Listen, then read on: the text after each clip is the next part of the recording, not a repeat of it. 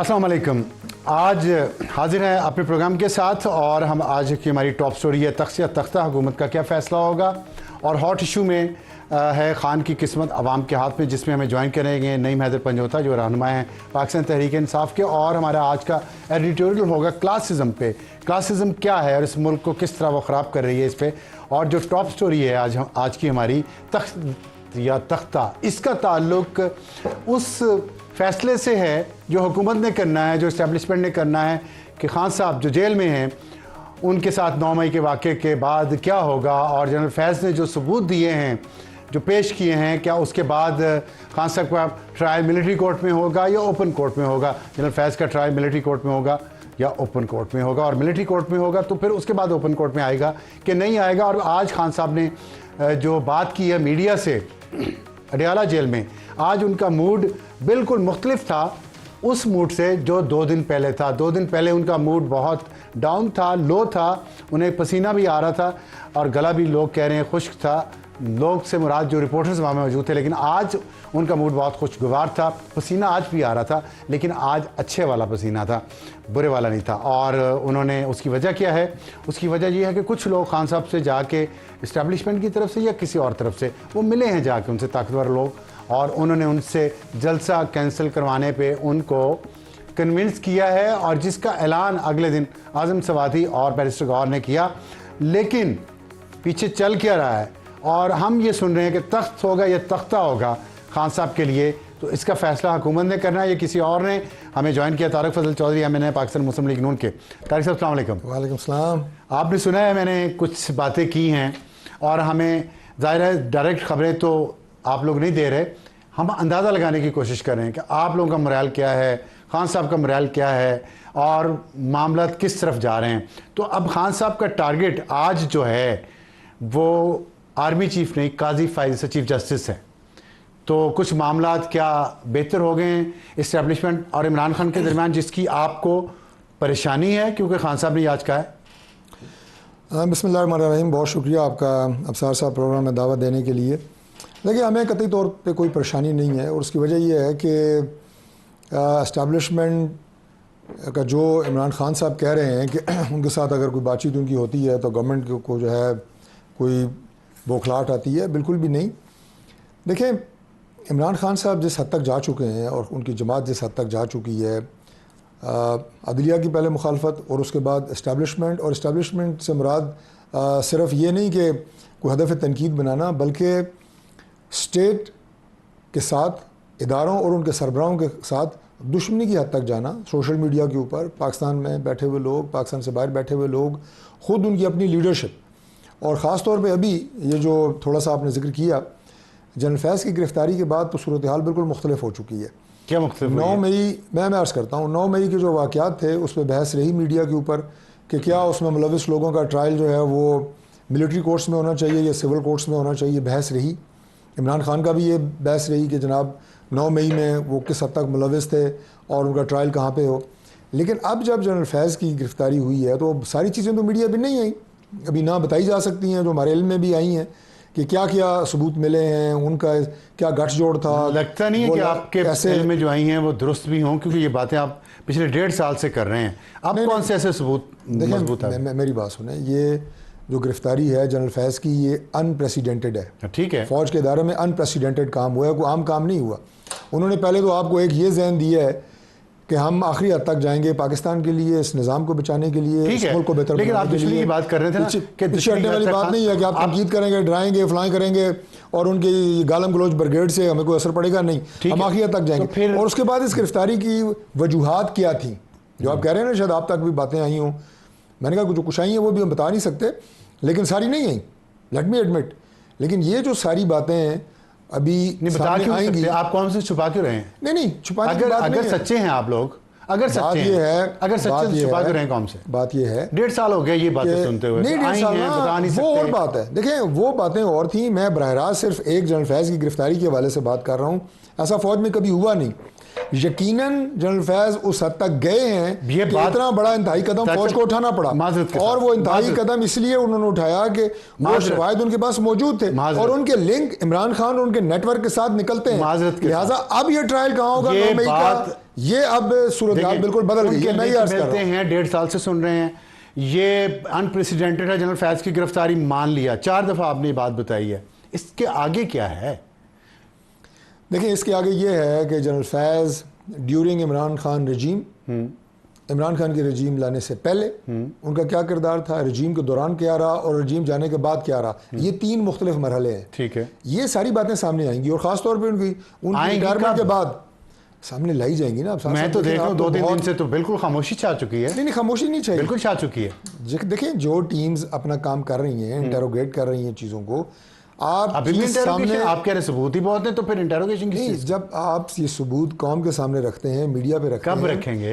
नहीं ये तो नहीं बताया जा सकता कि तो ये फिर हफ्ता लगेगा, 10 दिन लगेगा, 20 दिन लगेगा। इसलिए तो फिर आप नैरेटिव की वॉर हारते इसलिए हैं। गिरफ्तारी को तो मेरे ख्याल है कितने हफ्ते हुए, 2 हफ्ते हुए होंगे, देखिए 1.5 साल, उसको इसमें काउंट ना करें। आप मैं इस सूरत हाल की बात बता रहा हूं। आप नैरेटिव की वॉर इसलिए हारते हैं कि आप ये कहते रहते हैं कि बहुत कुछ पता चल गया, बहुत कुछ दिखाते कुछ नहीं है। खान साहब उसके बाद लगे रहते हैं आपको। ये जो मामला है इंतहाई हसास मामला है, ये भी और इसमें कोई बात ऐसी जो कि कच्ची बात हो, जिसमें ठोस शवाहिद ना हो, वो कर देना, पहले कर देना मुनासिब नहीं है। ठोस शवाहिद नहीं है ना? और अब इस वक्त ठोस शवाहिद नहीं ये है। जनरल फैज की बात कर रहे हैं।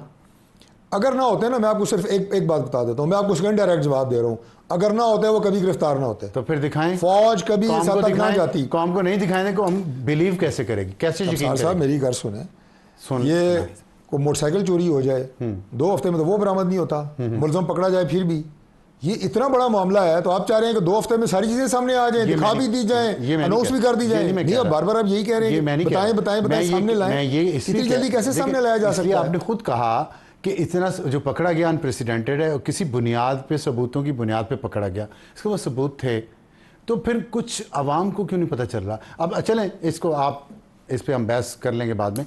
ये बताया आपने कि दुश्मनी तक ले गए खान साहब, कैसी दुश्मनी है जिसमें खान साहब को 2 दिन पहले अप्रोच किया गया जेल में, रात को पैगाम देकर भेजा गया और खान साहब ने मान लिया? ये दुश्मनी ऐसे होती? देखिए खान साहब ने कैसे माना या उनको क्या पैगाम दिया गया ये मेरे इल्म में नहीं है, लेकिन मेरे इल्म में ये बात है कि हमारे हुकूमत का इस्लामाबाद ने, इसका मतलब खान साहब ठीक कह रहे हैं, हुकूमत का कोई रोल नहीं है इसमें, कोई और किसी और का रोल है? नहीं, हमने इमरान खान से कोई मेहनत नहीं की कि आप अपना जलसा कैंसिल करें। हमने जलसा कैंसिल, किसने मेहनत की? जलसा कैंसिल हमने की है, इस्लामाबाद की इंतजामिया ने की है। वो तो आपने एनओसी अगली डेट भी दे दी, नहीं सुने ना, और इस पे खान साहब ने अनाउंस किया, तो कोई अंडरस्टैंडिंग हुई है ना? नहीं, अंडरस्टैंडिंग की कोई बात नहीं है, मैं बड़ा क्लियर आपको बता रहा हूँ। कैसे? इस्लामाबाद इंतजामिया ने जिन वजूहात की बुनियाद पे जलसा कैंसिल किया है वो आपका सारा मीडिया बता चुका है, वो लेटर आपके सामने है। ठीक है, चीफ कमिश्नर उन पे कन्विंस हो गए। उसके बाद जब उन्हें बताया गया, उनकी यहाँ पे मकामी लीडरशिप को बुला के ये बताया गया कि जनाब ये हमने आपका एनओसी कैंसिल कर दिया है, वजूहात इसकी ये हैं, वो काफ़ी हद तक कायल हो गए जो उनकी मकामी लीडरशिप है। उसके बाद जाहिर है जब आपने जलसा कैंसिल किया है तो फिर जो एडमिनिस्ट्रेटिव एक्शन था दैट केम आफ्टरवर्ड, उसके बाद वो आया और वहाँ मौके के ऊपर इन्हें बताया गया कि आप जलसा नहीं कर सकते क्योंकि आपका एनओसी कैंसिल है। उसके बाद उन्होंने नई डेट दें, 10 डेट्स दें, हमारा उससे कोई ताल्लुक नहीं है। हमने इमरान खान से कोई रिक्वेस्ट नहीं की कि आप जलसा कैंसिल करें। I am very clear about it. तो आप फिर अगर आपको जलसे से कोई खतरा नहीं है? बिल्कुल खतरा नहीं तो है। फिर कैंसिल क्यों किया एनओसी? वो तो आपको पता है, मैंने आपको बताया सारी वजूहात आप बताते हैं। आपने मुल्क में कल सूरत हाल क्या थी? अच्छा मुझे आप ये बताएं कि कल इस्लामाबाद के स्कूलों में छुट्टी क्यों? ये बात ठीक है आपकी, मैं इससे आपकी बात से मुत्तफिक बिल्कुल। ये बात यहाँ पे दीनी जमातों का भी सारा मसला मुश्किल था। इस्लामाबाद के लोगों की ज़िंदगी तो आप लोगों ने ख़राब कर ही दी है, लेकिन हम बचाते हैं इस्लामाबाद के लोगों को ज़िंदगी को ख़राब होने से। हर इस तरह के जत्थों को हर महीने बंद होता है इस्लामाबाद, हर महीने बंद होता है। जो यहाँ पे इस तरह की यलगार करते हैं बतौर सीएम केपी कि हम तो इस्लामाबाद पे यलगार करेंगे, समत कब्जा करेंगे। अगर आप डरते नहीं थे उनके जलसे से तो फिर वहाँ पानी की छोड़ा, वहाँ पे पाबंदियों की लगाई? उसके डरने की बात नहीं है, मैं जलसे की बात कर रहा हूँ। गुजारिश जलसे की बात कर रहा हूँ, मैं जलसे की ही बात कर रहा हूँ। पानी की छोड़ा गुजारिश इसलिए कि हमने एनओसी कैंसिल कर दी थी, तो हमने इस बात को यकीनी बनाना था कि जलसा ना हो, वहाँ पे लोगों का इज्तिमा ना हो। 8 सितंबर को आप कैंसिल तो नहीं करेंगे?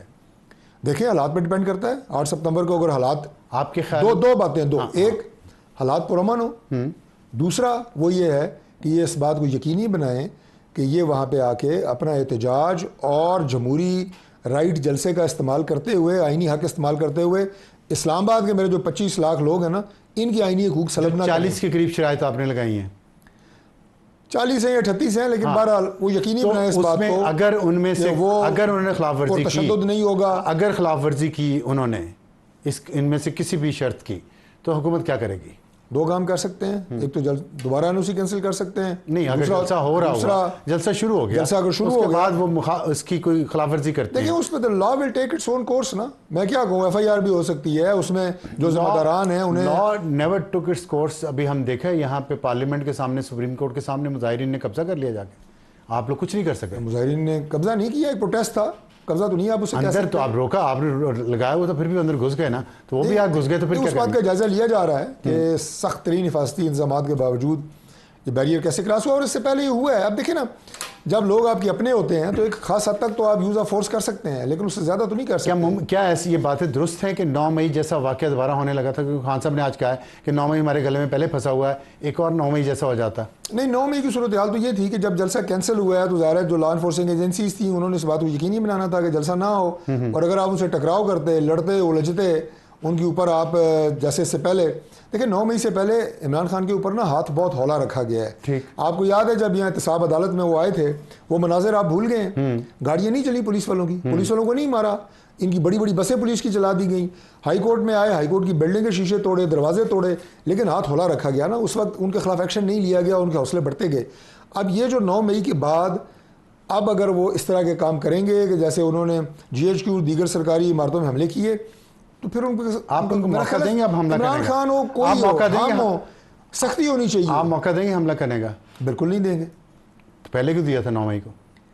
9 मई को कोई मौका नहीं दिया गया था, लेकिन अचानक जो आप ये कहें कि हमारी जो लॉ इन्फोर्सिंग एजेंसीज हैं, मैं पुलिस की भी बात कर रहा हूँ, वो इस बात के लिए तैयार नहीं थी कि कोर कमांडर घर पे हमला करेगा, GHQ पे हमला करेगा। ये बताइएगा कि PTI और खान साहब ये कहते हैं कि मुस्लिम लीग नून और पीपल्स पार्टी ये चाहते हैं कि खान की और इस्टेब्लिशमेंट की लड़ाई रहे, और इसी में उनकी हुकूमत बच सकती है। अगर लड़ाई ख़त्म हो गई तो आपकी हुकूमत नहीं बच पाएगी। क्या आपका इंटरेस्ट है कि दोनों के दरमियान टसल जारी रहे? देखिए, हमारा कोई इंटरेस्ट नहीं है, ना हमारे चाहने या ना चाहने से ये बातें होती हैं कि टसल रहे या ना रहे।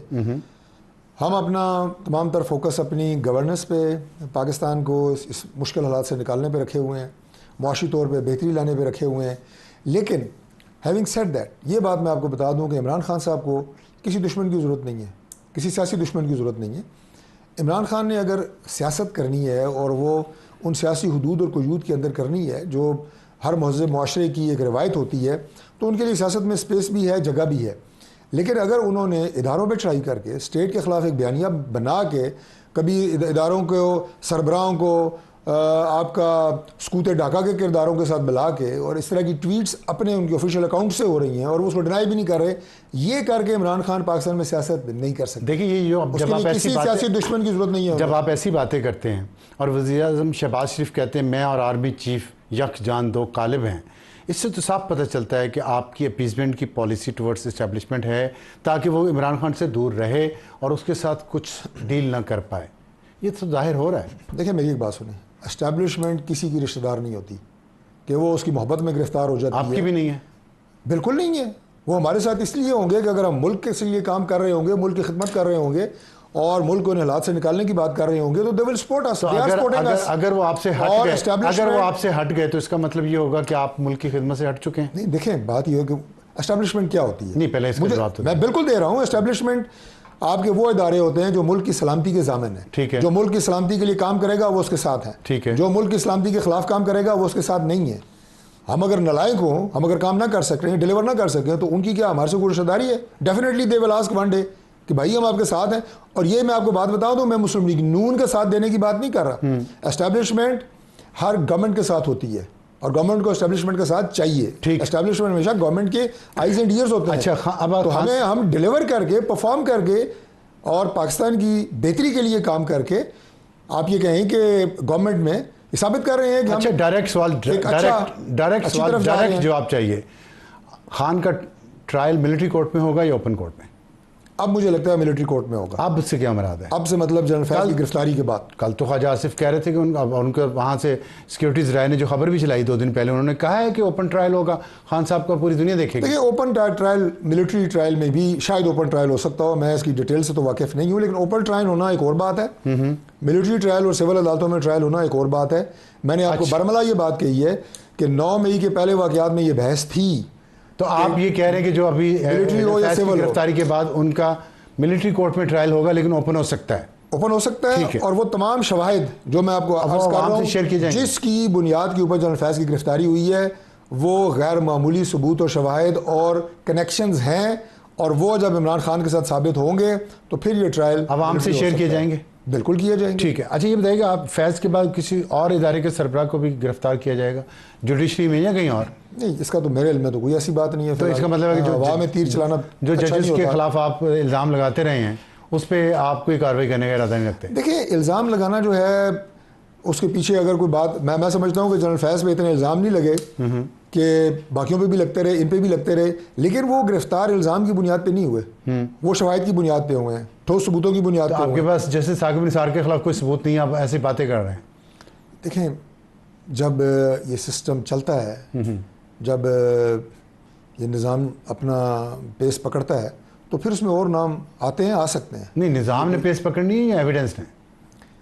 निज़ाम ने पेश पकड़नी है, गिरफ्तारियाँ सबूत की बुनियाद पे होनी है, और वैसे भी अगर बगैर सबूत की जो गिरफ्तारियाँ होती हैं वो तो चलती नहीं हैं, उल्टा मजाक बन जाती हैं। तो इसका मतलब है कि आपके पास जैसे साकिब निसार के बारे में कोई ऐसे एविडेंस नहीं है कि उनकी गिरफ्तारी हो सके? नहीं, अभी फिलहाल मेरे में नहीं है ऐसे कोई एविडेंस, अभी नहीं है एविडेंस। अच्छा, तो अभी हुकूमत का जो पीपल्स पार्टी के साथ मसला चल रहा है और बयानबाजी भी हुई है, तो कल बिलावल भुट्टो की मुलाकात भी हुई है वज़ीर-ए-आज़म शहबाज शरीफ साहब से, तो क्या मामला कुछ तय हुए या नहीं? पहली बात तो ये कि हमारा पीपल्स पार्टी से कोई मसला नहीं चल रहा। वो एक बात जो CM सिंध ने जो बात की थी, उसके जवाब में कुछ लोगों ने यहाँ से और हमारे चीफ मिनिस्टर ने भी ये बात की कि आप अगर आवाम की खिदमत को समझते हैं, रिलीफ देने को समझते हैं बेवकूफ़िया, तो ये बेवकूफ़ी हम करते रहेंगे कि हमने रिलीफ दिया है, हमने कोई ऐसी कोई गलत बात नहीं की। उसमें कोई थोड़ा सा बयानबाजी हुई है, लेकिन वो तो रूटीन की बात है।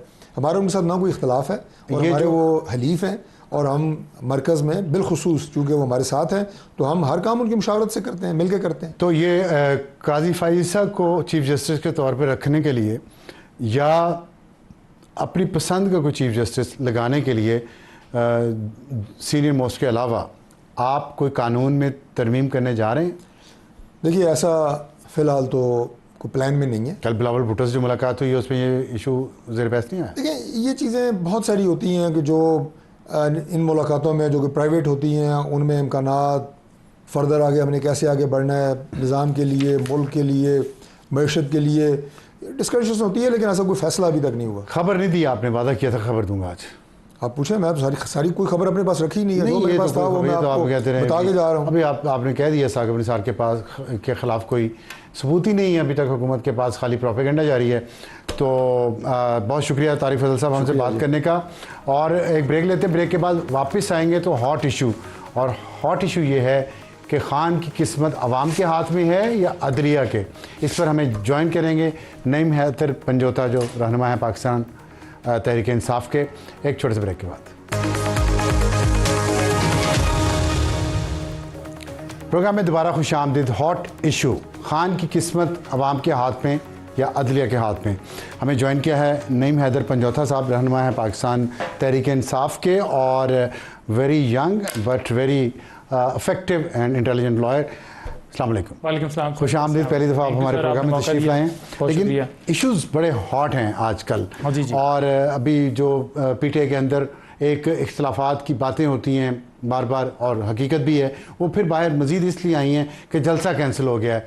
अली मियां खान साहब ने एक ऑडियो लीक हुई थी जिसकी आज उन्होंने तस्दीक की है, और उन्होंने कहा है कि वो मेरी आवाज़ है, जिसमें उन्होंने कहा है कि इस्टेब्लिशमेंट की मर्ज़ी के बगैर आज़म सवातीन मिल नहीं सकते थे खान साहब से, और खान साहब ने जलसा कैंसिल नहीं करवाया। लेकिन खान साहब ने आज बात करते हुए मीडिया से कंफर्म किया है कि जलसा उन्होंने ही कैंसिल करवाया। दूसरी तरफ अली अमीन गंडापुर पे बहुत इल्ज़ामात PTI का सोशल मीडिया लगा रहा है, हकीकत क्या है, किसने और क्यों करवाया?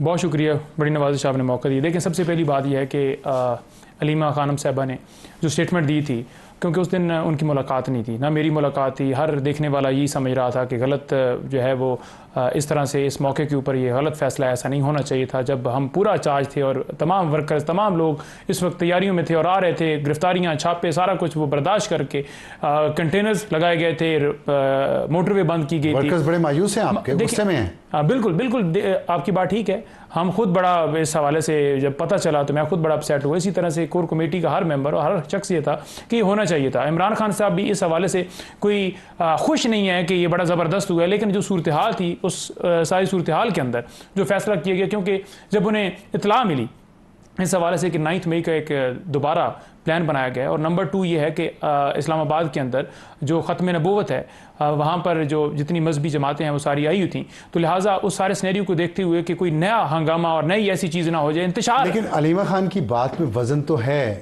कि कैसे मुलाकात इतनी सुबह सुबह हो सकती है बगैर इस्टेब्लिशमेंट की मर्ज़ी से। तो इस्टेब्लिशमेंट से राब्ते बहाल हुए हैं, आपकी चेहरे की मुस्कुराहट बता रही है कि शायद बहाल हुए हैं राब्ते। देखें, इस हद तक अगर बात की जाए ना, तो सबसे पहले मेरा ख्याल में सवाल उनसे होना चाहिए जिनकी हुकूमत है फार्म 47 के मुताबिक जिन्हें बनाया गया। खान साहब ने आज कह दिया मैं फार्म 47 की हुकूमत से तो बात ही नहीं करता। वही बात है तो ना, उन्होंने उनसे बात नहीं की, वाज़े कर दी, नहीं उन्होंने वाज़े कर दिया है कि बात मेरी उन्हीं से हुई है जिनसे हो सकती है। साथ उन्होंने यही कहा इसी बात की नून लीग को परेशानी भी है। देखिए, मैं यही गुजारिश कर रहा हूँ कि रात को 1 बजे कॉल आना और फिर कॉल आकर उनको खान साहब ने जैसे बुलाया है और वहाँ पर किसकी कॉल आई रात को 1 बजे? देखिए, रात को 1 बजे डेफिनेटली जो है बैरिस्टर गौर साहब को कॉल आई, आपके हमारे जो हैं वो CM KP हैं उनको कॉल आई, हमारे खान साहब की नहीं खान साहब की नहीं कॉल है, खान साहब से तो बात नहीं करवाते ना। डेफिनेटली जो है उन्होंने फ़ोन किया जेल से कि आपसे मिलना चाहते हैं, आप आएँ, और कहीं और से भी कॉल आई होगी। तो ये जो बैरिस्टर गौहर को और आजम सवाती को, बैरिस्टर गौर को और आजम सवाती को, ठीक है, 1 बजे रात को कॉल आई कि सुबह आपकी खान साहब से मुलाकात है और आप मिलना चाहते हैं। बिल्कुल, आप आएँ और आपसे मुलाकात कराई जाएगी। ठीक है, जब मुलाकात हुई तो डेफिनेटली वहाँ पर सारी सूरत हाल, जो खान साहब ने आज स्टेटमेंट भी दी, उन्होंने कहा है कि मैंने आखिरी टाइम जो है वो कहा है कि हम आखिरी दफ़ा जो है वो कर रहे हैं, क्योंकि वजह यह है कि ये सारी सूरत हाल हम नहीं चाहते कि मुल्क के अंदर कोई इंतशार और इनकार किए। और ये चीज़ करके खान साहब ने मैसेज क्या दिया है कि हम पुरअमन जमात हैं। खान साहब ने कहा है आज भी कि 28 सालों में हमारी जो सियासत रही, जो हमने जितनी पॉलिटिक्स की है, उसके अंदर एक गमला नहीं टूटा पूरे टेन्योर के अंदर। ये तो थोड़ा सा ज़्यादा हो गया है, खैर इस पे हम नहीं जाते। ये बताइएगा, आपने अभी बात की पुरअमन जदोजहद की, आप खुद वकील हैं, रूल ऑफ लॉ पे इसका मतलब आप यकीन करते हैं। तो ये जो बात हो रही है कि जलसा करेंगे, बहुत सारे जलसे करेंगे, लोगों को बाहर निकालेंगे खान साहब को रिहा करवाने के लिए, इन दोनों चीज़ों का ताल्लुक क्या है, लोगों के बाहर आने से और खान साहब की रिहाई से? क्या आप अडयाला जेल का घेराव करेंगे और अंदर घुस जाएंगे, खान साहब को बाहर निकाल लेंगे? देखिए, पहली बात यह है कि जितने केसेस हैं खान साहब के ऊपर वो लीगल नहीं है, नंबर 1।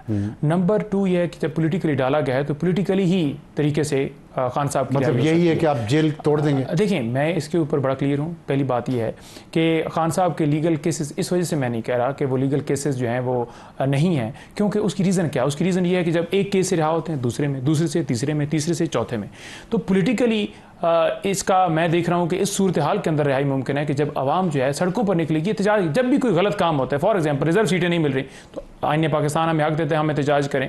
अगर सुप्रीम कोर्ट में कोई गलत फैसला आता है हमारा हक है, अगर जजेस को डराया जाता है, धमकाया जाता है तो हमारा हक है कि आज़ाद अदलिया। तो मतलब आप हम ये समझते हैं कि मुल्क के अंदर रूल ऑफ लॉ नहीं है। मतलब वही कि रूल ऑफ लॉ नहीं है तो आप जेल जाके खान साहब को खुद भी रिहा करवा सकते हैं? देखिए, मैंने तो ये नहीं कहा कि हमने जेल के सलाखों के दरवाजे तोड़ने हैं, और अगर खान साहब कानून और आइन को ना मानते होते तो कभी किसी अदालत के अंदर पेश ना होते, वो तो अदालतों में पेश होते रहे, उन्होंने सरेंडर किया कानून के सामने। लोग सड़कों पे आएंगे जी, ठीक है, और खान क्योंकि ये गैर उन्हें सियासी केसेस हैं तो सियासी तरीके से ख़त्म होंगे। मतलब यही है कि लोग सड़कों पे आएंगे सियासत के ज़रिए और फिर वो इस सारे निज़ाम को तहस नहस कर देंगे, खान को बाहर निकाल देंगे। ठीक, देखें, KP में आज जलसा होगा, कहीं पर तहस नहस हुआ, हमने जिस जगह पर जलसा किया, आप मैं तो इस्लामाबाद की बात कर रहा हूँ, मैं वही गुजारिश जेल है ना इधर करीब। देखें, हमने 3 जगह दी थी कि ये इन 3 जगहों के ऊपर हमें एहतजाज करना चाहिए, हमें हमारी मर्जी के मुताबिक जगह का इंतखाब नहीं करें। मैं वही कह रहा हूं, तो हम चाहते हैं कि जलसा करें। चाह रहा हूं कि लोगों के सड़कों पे आने से खान की रिहाई कैसे मुमकिन होगी? मुझे वो थोड़ा वो रिहाई ऐसे मुमकिन है जैसे आप देखें कि TLP जमात इस्लामी आकर उन्होंने प्रोटेस्ट किया, बैठे रहे, धरना दिया, उन्होंने अपने कहा कि हम इसलिए हैं कि महंगाई कंट्रोल हो, जो पेट्रोल डीजल की कीमतें बढ़ाई गई या टैक्स लगाए गए, बैठे तो उनकी क्या डिमांड थी? फिर उनकी डिमांड, उनके साथ बातचीत की गई, उनके साथ कहा गया कि हम इसको करते हैं, लेकिन वो उठ गए। उन्हें नहीं उठना चाहिए था, उन्हें नहीं उठना चाहिए था। उनकी डिमांड अगर ये होती है ना कि फार्म 47 की हुकूमत को हटा दी जाए तो वो ज्यादा बेहतर था, क्योंकि इस वक्त तो आप TLP मॉडल फॉलो करेंगे जिसमें आप आके बैठ जाएंगे कि खान को रिहा करें, जिस भी तरीके से रिहा हो, तो ये तो जनरल फैज़ मॉडल है, फिर तो बात ठीक है। नहीं, देखें बात यह है कि जलसे करना, एहतजाज करना, धरना देना या कुछ भी करना, ये एक आपका आईनी राइट है। और आप उस वक्त करते हैं जब आप समझते हैं कि यहाँ पर कोई गैर कानूनी काम हो रहा है। तो हमारा जो कॉज है, हमारा जो मकसद है, हम ये चाहते हैं कि मुल्क के अंदर रूल ऑफ लॉ हो, उसके अंदर खान साहब की रिहाई भी है, उसके अंदर हमारा मैंडेट भी वापसी, उसके अंदर जो धांधली डाका डाला गया उसके मुताबिक जो हुकूमतें बनाई गई हैं वो भी सारा शामिल है। तो सारी चीज़ें उसके अंदर इत्तेहादी नाराज हो गए हैं जो इस जलसे में तहरीक तहफ़्फ़ुज़ आईन पाकिस्तान, वो नाराज़ हो गए कि उन्हें अपने इत्मीनान में लिया जलसा कैंसिल करने से पहले, और महमूद अचकज़ई वहाँ पहुँचे भी। तो आप नहीं समझते कि आपके इस सियासत को नुकसान पहुँचा है जलसा कैंसिल करने से? देखिए बिल्कुल इत्मीनान में लेना चाहिए था, और ये बात कोर कमेटी के अंदर भी डिस्कस हुई, और ये बात जो है नेक्स्ट जो है इस हवाले से भी ये प्लानिंग बनाई गई कि कोई भी ऐसी चीज़ हो तो फ़ौरन जो है इस तरह का। देखें उस टाइम भी ये सूरत हाल थी कि हम बिल्कुल तैयार थे, और अली मीन साहब भी पूरी तैयारी के साथ KP से आ रहे थे। सारा उनके पास सामान था, जिसमें कंटेनर भी थे, साउंड सिस्टम भी था, क्योंकि आपको पता है कि लास्ट टाइम भी जब हमने यहाँ पर जलसा करने के लिए प्रोग्राम बनाया था तो कंटेनर भी उठा लिया गया, हमारे जितने वो सारा उधर बैनर्स थे सारे, हर चीज़ उतार लेते हैं। तो हमने ये प्लान बनाया था कि एग्जीक्यूट किया जाए, लेकिन उस टाइम के अंदर अगर हम उनसे उस तरह से उनको एतमाद में नहीं ले सके तो वो हमें है कि हमें एतमाद में लेना चाहिए, क्योंकि ये डिसीजन उस वक्त जो है अचानक जिस तरह से हुआ, हंगामी सूरत हाल बनी हुई थी, तो उसके बाद लेकिन नाराजगी नहीं है उनकी, कोई नाराज हो गए। KP के वज़ीर आला की बात की आपने, आपकी जमात ने और आपके कायद ने इमरान खान ने बहुत हाई स्टैंडर्ड्स सेट किए हैं हुकूमती रिसोर्स को इस्तेमाल करने के लिए। तो खान साहब अली मीन गंडापुर जो चीफ मिनिस्टर हैं खैबर पख्तूनख्वा के, करेने वो लेके आ रहे थे, एम्बुलेंसेस सारी सूबे की सूबाई हुकूमत की, उनकी फायर ब्रिगेड की गाड़ियाँ, पूरा प्रोटोकॉल जो है, और सरकारी जो गाड़ियाँ हैं और जो सरकारी तेल है, आपके ख्याल में एक सियासी जलसे के लिए ये सब इस्तेमाल करना जायज़ है? सच सच बताइएगा, दिल पे हाथ रख के। देखिए पहली बात यह है कि जो तेल लगता, जो अखराजात होते, वो डेफिनेटली अली मीन साहब ने, पार्टी ने अपनी जेब से देने थे। कोई सबूत देखिए आए नहीं है ना, जब आते अखराजात आते तो हम जो है उसका आपको सबूत भी दे देते। सवाबी तक तो पहुंची नहीं सारी चीजें, नहीं है सवाबी तक तो पहुंची नहीं, उधर ही रहे वहाँ सवाबी तक पहुंची हैं। नहीं तो चलें, वो इस्तेमाल उनका सिर्फ फ्यूल ही इस्तेमाल होता है। देखिए फ्यूल के अलावा भी जो उनका रेंट है, जो उनकी चीजें हैं, वो डेफिनेटली हमने उसको अपनी सबूत देंगे आप। देखिए जब इस्तेमाल होती है, इस्तेमाल होने के बाद आपको सबूत देंगे, ये बात है बिल्कुल। अच्छा, दूसरा ये बताइएगा कि अगर सियासी तरीके से खान को जेल से निकालना है, तो जब भी आपका प्लान बना और लोग आ गए घरों से बाहर, जो आप हर जलसे पे कहते आएंगे, तो 8 सितंबर को फ़र्ज़ कर लेते हैं, तो आप लोग फिर आके बैठ जाएंगे कि जब तक खान को रिहा नहीं किया जाता हम लोग घरों में नहीं जा रहे? KP में जलसा होगा जी, वहाँ पर बैठे नहीं बैठे, यहाँ पर जलसा होगा, उसके बाद हम पंजाब लाहौर में करेंगे। मीनार पाकिस्तान के लिए हमने रिक्वेस्ट की, इजाज़त नहीं दी जा रही, तो फिर इजाज़त देती इसलिए नहीं है, मेरे ख्याल में इस पर भी ज़्यादा बहस होनी चाहिए कि इजाज़त देते क्यों नहीं है, क्या वजह है, और जमातों को है, हमें क्यों नहीं। उधर कहते हैं कि आप NOC ले लें, उधर कहते हैं कि आप पुरतशद्दुद जमात हैं, हमें सिक्योरिटी का मसला, यानी कि दो चीज़ें साथ, या तो आप कहते हैं कि हमने देना नहीं है, कोर्ट के अंदर आप जाकर कहते हैं बिल्कुल कर लें जी, इनका हक है, जब बाहर निकलते हैं तो फिर आप सियासी स्टैंड खेलते हैं, आप कहते हैं जी नहीं नहीं ये तो पुरतशद्दुद है, इन्होंने पहले 9 में। लेकिन आप अभी फरमा रहे थे कि TLP ने जो किया जिस स्टाइल से, वो आगे और बैठ गए, आप भी अगर आगे और बैठ गए, जलसे के इजाज़त लेके आके बैठ गए कि खान को रिहा कर। देखें बैठने का कोई इस वक्त प्रोग्राम नहीं है, इस वक्त हमारा प्रोग्राम है जलसे का, और उसके बाद लाहौर में लेकिन नहीं प्लान नहीं है ना, अगर होता तो मैं बता देता, लेकिन जिस वक्त होगा उस वक्त हम बैठ भी सकते हैं, उसके लिए कोई कदगन भी नहीं है। अगर जो है पाकिस्तान के अंदर किसी जगह आपने देखा D चौक हो, D चौक में PMLNBI पीपल्स पार्टी भी सारी जमातें, तो किसी के ऊपर कदगन तो नहीं है, बैठ सकते हैं। जब आपकी डिमांड जो है पूरी ना की जाए तो आवाम निकलती है, तो आवाम का मसला, हम तो आवाम का मसला लेके चले। आज इमरान खान अगर जेल में है तो कोई इस वजह से नहीं है कि उसे वजीर आजम बनाओ, कोई इस वजह से नहीं है कि वो चाहता है कि मैं हेलीकॉप्टर पे रहूं, वो तो जेल में पड़ा है, वो तो कहता है 2 वक्त की रोटी खानी है, अंदर भी खानी है बाहर भी खानी, लेकिन मैं गुलामी कभी भी कबूल नहीं करूंगा। लेकिन अगर खान साहब का नाम उसमें आ गया, जनरल फैज़ ने जो एविडेंस प्रोवाइड किया है, और उसके तहत खान साहब पर मिलिट्री कोर्ट में मुकदमा चला या सिविलियन कोर्ट में मुकदमा चला, तो PTA के पास कोई अल्टरनेटिव है जो पार्टी की क़यादत कर सके? क्योंकि जिस तरह की ग्रुप बंदी आप लोगों के दरमियान है, इससे तो पार्टी चलती नज़र नहीं आ रही। बिल्कुल पार्टी चल रही है। आपने देखा कि इलेक्शन के अंदर आपने देखा कि किस तरह से हमारे लोग जीते, नवाज शरीफ तक जो उनका कौम की आखिरी उम्मीद था वो अपने हल्के से हारा हुआ है, सारे लोग जीते, ये तो सारे हारे हुए हैं। नंबर 2 बात यह है कि फैज़ के हवाले से एट्रीब्यूट करना कि 9 मई उसकी माँ के ऊपर या मिलकर या सारा कोई इस तरह का प्लान, तो आज तक पहले एविडेंस क्यों नहीं है? थर्ड बात यह है कि अगर आप इतनी सच्चे हैं तो सुप्रीम कोर्ट में जुडिशल कमीशन बनाने के हवाले से हमारी दरखास्त है, वो क्यों नहीं लगाई जा रही? फोर्थ बात यह है कि जनरल फैज़ के हवाले से अगर ट्रायल की आप बात कर रहे हैं तो मिलिट्री ट्रायल तो किसी तरह से आईनी तौर पर जायज़ ही नहीं है। और इसी वजह से जो 5वीं चीज़ है जो मैं खान साहब के हवाले से बात करना चाहता हूँ, वो उन्होंने खुद कहा है कि ओपन ट्रायल किया जाए ताकि दुनिया को पता चले कि कौन सच्चा है कौन झूठा है। CCTV फुटेज भी लाई जाए जो कि आज तक नहीं ली जाए। देखिए ये बड़ी अच्छी आपने बात की, आपका भी ये डिमांड है कि ओपन ट्रायल हो, और सिक्योरिटीज राय से जो 2-3 दिन पहले आई है खबर वो भी यही कह रहे हैं कि ओपन ट्रायल होगा और दुनिया देखेगी। लेकिन उन्होंने एक चीज़ गलत की है, एक बात गलत की, उन्होंने कहा है कि आपको क्या मसला है, आप की मर्जी के मुताबिक क्यों मतलब ओपन ट्रायल हो, आप कौन होते हैं डिमांड करने वाले? जनरल फैज़ के बारे में कहा है। नहीं देखिए, जनरल फैज़ की गिरफ्तारी 9 मई के साथ जोड़कर खान साहब के साथ एग्जीक्यूट कर रहे हैं। तो जब खान साहब का नाम आएगा, पहले उन्होंने कहा कि इंटरनल मामला, लेकिन जब जोड़ेंगे तो फिर इंटरनल मामला नहीं है, फिर उन्होंने कहा कि ओपन ट्रायल जोड़ेंगे, सबूत के जरिए जोड़ेंगे ना, वैसे तो नहीं जोड़ सकते। तो हम तो कहते हैं कि सबूत लाएं, CCTV फुटेज लाएं। हम तो कहते हैं कि कोई आग लगाई, कोई खान साहब ने लाएंगे ना, कोई नहीं है। ये पहले भी कहा, रऊफ हसन के हवाले से भी कहा, हमारे दीगर वर्कर्स पड़े, कोई स्टाफ, कोई कैमरामैन, कोई टी देने वाला, कोई वहां पर लैपटॉप इस्तेमाल करने वाला, कोई वहां पर स्टेनो था, उसको पकड़ लिया, कहा कि ये कलदम तंजीम के साथ इनका ताल्लुक है, लेकिन एविडेंस अदालत के अंदर तो कोई पेश नहीं कर पाया। जनरल फैज़ की जो गिरफ्तारी है अनप्रेसिडेंटेड है, कभी कोई DGI से इस तरह गिरफ्तार नहीं हुआ। आपके ख्याल में वो बगैर सबूतों के हो गया होगा? देखें, पहले जो गिरफ्तार हुए हैं वो क्या सबूतों के साथ हुए हैं? रऊफ हसन साहब के खिलाफ कोई सबूत थे तो फिर जमानत क्यों हुई, फिर अदालत में लेकर क्यों नहीं आए? इमरान खान के खिलाफ अगर सबूत दे तो 3 मुकदमात में खान साहब बरी क्यों हुए हैं? लेकिन खान साहब ने आज खुद कहा है उन्होंने कहा 9 मई पहले ही हमारे गले में फंसा हुआ है। ठीक है, अब हम एक और 9 मई नहीं करना चाहते जो जलसा कैंसिल किया उन्होंने, इसका मतलब 9 मई गले में फंसा हुआ उनका कहना ये साबित करता है कि कुछ सबूत तो हैं ना ऐसे जनरल फैज़ से मिले हैं और जिसकी इतला खान साहब तक पहुंची है। नहीं देखें, वो कह रहे हैं कि 9 मई का पहले हमारे ऊपर एक फास्ट फ्लैग ऑपरेशन किया गया।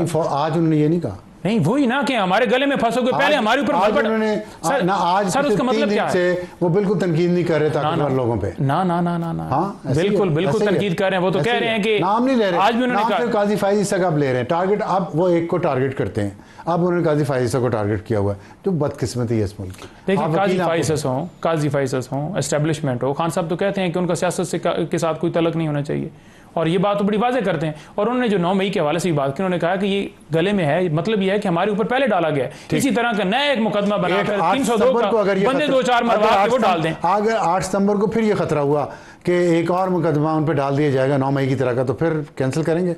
देखिए, 8 सितंबर को जो जलसा होने जा रहा है वो पाकिस्तान तहरीक इंसाफ जो है वो अनाउंस करेगी, वो जिम्मेदारी अपनी लेगी और अपने कंधे पर डालेगी। जितने हम लोग कोर कमेटी के जितने मेंबरान हैं वो हमारी माँ पे। नंबर 1। नंबर 2, उसका जिम्मेदार कौन होगा? उसका जिम्मेदार हुकूमत होगी, फॉर्म 47 वाले होंगे, या उनको जो पीछे से उनके हैंडलर हैं। क्यों होंगे? इस वजह से होंगे कि NOC में मिली हुई है। NOC अगर दोबारा तीसरी दफा कैंसिल की जाती है तो ये बदनीति पे मबनी होगी, और वो सिर्फ चाहते हैं कि हम इधर NOC कैंसिल करें, या उधर से आए और हम गोलियां चलाएं, अपने बंदे मराएं या जो भी करें। बहुत शुक्रिया नईम हैदर पंजौथा साहब, आपसे बात करके बहुत खुशी हुई। बहुत अच्छे तरीके से आपने पार्टी को और तमाम मामलात को डिफेंड किया। लेकिन 8 सितंबर को देखते हैं कि हुकूमत NOC कैंसिल करती है या PTI अपना जलसा करती है और लोगों को, इतने लोगों को सड़कों पे ले आती है कि खान साहब को अगर कानूनी तौर पर नहीं तो सियासी तौर पर रिहा करवा सकें। यहाँ लेते हैं ब्रेक के बाद वापस आएंगे तो एडिटोरियल जो है क्लासिज्म पे, पाकिस्तान की नौजवान नस्ल इस मुल्क को छोड़कर क्यों जाना चाहती है, एक छोटे से ब्रेक के बाद।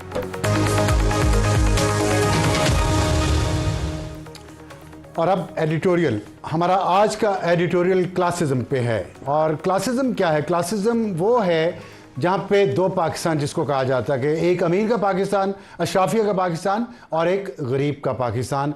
और नई नस्ल जो इस मुल्क से जाना चाहती है, मेजॉरिटी जिसकी इस मुल्क से जाना चाहती है, उसकी वजह यही है कि वो हमें ये ताना देते हैं कि आपने ये मुल्क बनाया कैसे, इसको हमारे रहने के काबिल छोड़ा होता तो हम यहाँ रहते। और इसमें सबसे बड़ी बहुत सारे मसाइल हैं, लेकिन सबसे बड़ा मसला जो है वो बेइंसाफ़ी है। वो ऐसा नाइंसाफ़ाना निज़ाम है, गैर मुनसिफाना निज़ाम है, जहाँ इस मुल्क में किसी की ना जान महफूज है, ना माल महफूज है, ना मेरिट महफूज है।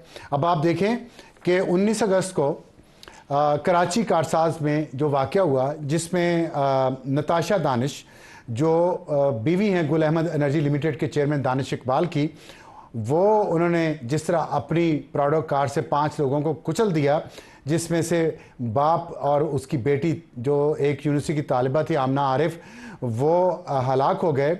और उसकी वजह ये थी कि मौसूफा बहुत तेज़ी से ड्राइव कर रही थी। और आपको अभी आपने जो फुटेज दिखाया है ये उस हादसे से कुछ लम्हे पहले का फुटेज है, जिसमें वो पहले ही गाड़ी इतनी बेहूदगी से चला रही हैं उस सड़क पे जैसे कि ये सड़क उनके बाप की है। लेकिन जाहिर है अमीर आदमी की बेटी है तो सड़क तो उनके बाप की है। वो एक गाड़ी को उन्होंने टक्कर मारी, एक मोटरसाइकिल को टक्कर मारी, और उस हादसे से फरार होने के चक्रों में उन्होंने जब गाड़ी तेज चलाई तो आगे बाप बेटी को कुचल दिया, फिर एक और गाड़ी को टक्कर मारी, उसको उल्टा दिया, 5 लोग कुचल डाले। और उसके बाद जिस तरह उनको वहाँ से उनको ये साबित करने की कोशिश की गई कि वो ज़हनी मरीज़ा हैं, लेकिन वो बहुत सारी कंपनीज़ की वो चीफ़ एग्जेक्टिव भी हैं और उसके बोर्ड के मेंबरान भी हैं, बिज़नेस वो कर रही हैं, माल वो कमा रही हैं, लेकिन उनको ज़हनी मरीज़ा साबित करने की कोशिश की गई। यहाँ पे डॉक्टर चनी लाल कराची के जो हैं उनकी तारीफ़ करना बनती है कि उन्होंने इतने प्रेशर के बावजूद उनको वो सर्टिफिकेट नहीं दिया कि ये ज़हनी मरीज़ हैं। उन्होंने साफ लिख दिया है उस मेडिकल सर्टिफिकेट में कि ये दावा है घर वालों का, लेकिन इनके पास कोई डॉक्यूमेंट नहीं है।